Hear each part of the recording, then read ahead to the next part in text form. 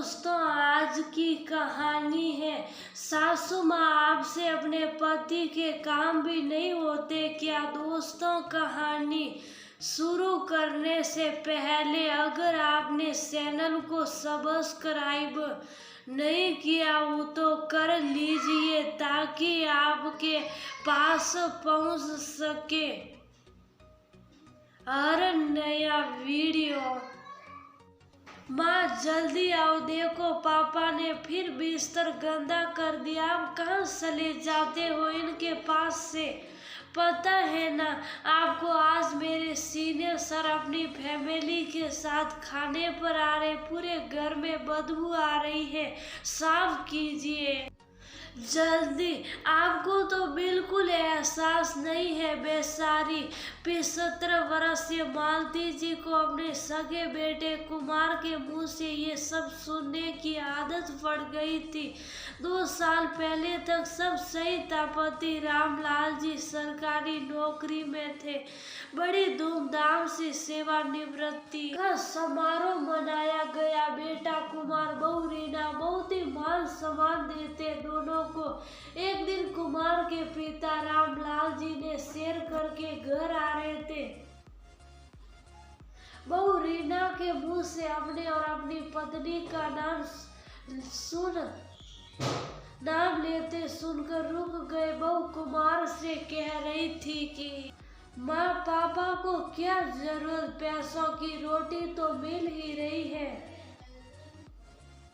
ऐसा करो, तुम पापा से बात करके बैंक के पैसों से कोई दूसरा घर बनवा लो। कम से कम इस महंगाई के जमाने में घर से लेंगे तो ठीक रहेगा। पर माँ जी पापा जी को जीते जी खबर ना लगने पाई इस बात की। अगर पापा पूछेंगे कि क्या कर रहा है तू इतने पैसों का, तो क्या कहूँगा? कुमार बोला, कह देना कि दुकान में घाटा चल रहा है, उसी का माल भरवाना है। दोनों बहू बेटे मन ही मन नए घर के सपने देख रहे। तब एक दिन बेटे कुमार ने बोला, पापा मुझे पैसों की जरूरत है, बहुत घाटे में जा रही है दुकान। रोने का नाटक करने लगा। बहू रानी भी सहयोग करने लगी। तभी अपने बेटे के मुंह इस तरह झूठ बोलकर पैसे मांगने वाली बात सुन रामलाल जी खुद को संभालते हुए बोले, मेरी संपत्ति पर पहला हक मेरी पत्नी मालती का है। पूरी जिंदगी तेरी खातिर उसके मन की छोटी छोटी ईसाई मारता रहा, पर अब नहीं, जो करना है तुझे अपने दम पर कर। इतना बोल ही पाए थे रामलाल जी की उनका शरीर एकदम से अकड़ने लगा। वो बेसुध हो जमीन पर गिर पड़े। रामलाल जी को लकवा मार गया था।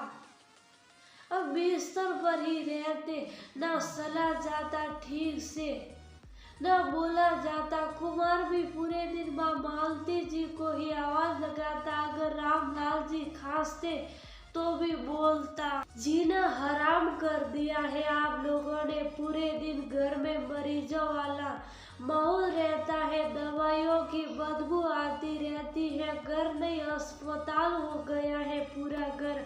रामलाल जी के सारे काम मालती जी ही करती। वह खुद बीपी और शुगर की मरीज थी, फिर भी अपना दर्द कभी ना दिखाती।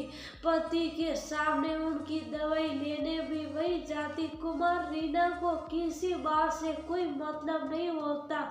मालती जी पूजा कर रही थी। कुमार की तेज आवाज सुन सहम सी गई। जल्दी से भागती हुई आई, अभी करती हूँ बेटा, बस थोड़ी देर लगेगी। कई बार मालती जी ने कहा, बहू काम वाली लगा लो, पर रीना कहती, क्या जरूरत है मम्मी जी, इतने पैसे कहाँ है पापा जी की पेंशन में तो उनकी आपकी दवाई का ही खर्च निकल आई। बहुत है मेरे पति को आप लोगों पर पता नहीं कितना खर्च करना पड़ जाता है।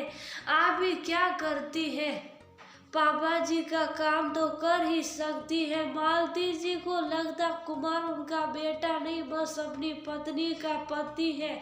जब बेटे को ही कोई फिक्र नहीं तो किसी और से कैसा शिकवा। और मालती जी कहती, पति है मेरे, उनके काम तो जीवन भर करूंगी, बहू बस पूरे घर की सफाई नहीं होती, साथ में मुझ पर इन्हें पल पल किसी न किसी चीज की जरूरत होती है। बात आ ही गई हो। मालती जी आई और जल्दी से सारा बिस्तर साफ किया। रामलाल जी को साफ कर दूसरे कपड़े पहने। आज रामलाल जी ने अपने हाथों को उठाने की कोशिश की और मालती जी को बैठने को का पता नहीं कितनी देर तक अपनी पत्नी को निहारते रहे।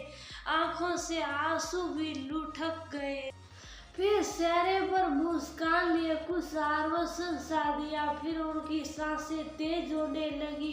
मालती जी घबरा गई। जल्दी से कुमार रीना को आवाज लगाई। दोनों गुस्से में आए, क्यों पूरे घर को सर पर उठा रखा है? माँ आपको पता है ना आज मेहमान आ रहे हैं। कुमार सिलाया, घर से तुझ पर बोझ बना एक मेहमान आज चला गया हमेशा के लिए। मालती जी बस रामलाल जी के ठंडे पड़ चुके हाथों को अपने हाथों से मलती रही कि शायद ये उंगलियां हिलने लगे, ये गर्म हो जाए, इनमें जान आ जाए। पर क्या आज तक गया हुआ इंसान वापस आया है? कुमार रीना ने भी रामलाल जी को सस में पापा तो चले गए। तभी रामलाल जी के फोन पर किसी का कॉल आया। कुमार ने उठाया। मालती जी रामलाल जी से कह दीजिएगा टेंशन ना ले, मैंने घर के कागज तैयार करा लिए हैं, कुमार के नाम लिया है, उन्होंने नया घर आप सबके साइन करवाने आ रहा हूँ।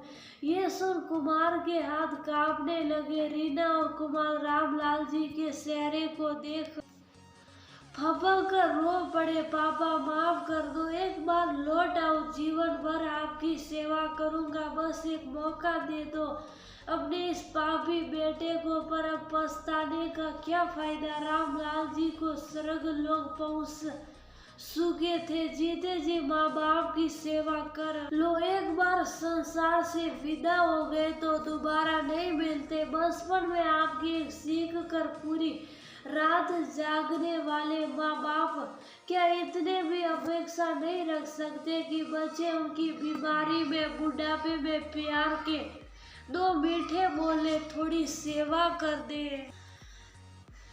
थोड़ी देर बच्चे उनके पास प्यार से बैठ भी जाए तो उनकी आधी बीमारियां दूर हो जाए। बदले में वह आपको अपना आशीर्वाद, अपना सब कुछ दिया जाते हैं। ये तो वो माँ बाप है जो बिना किए भी सब न्योछावर कर देते हैं अपने बच्चों पर अफसोस बच्चे बहुत देर से समझते हैं। ज्यादातर समझते ही नहीं, बस पछताने के सिवा कुछ नहीं रह जाता। वक्त रहते माँ बाप की कदर करना।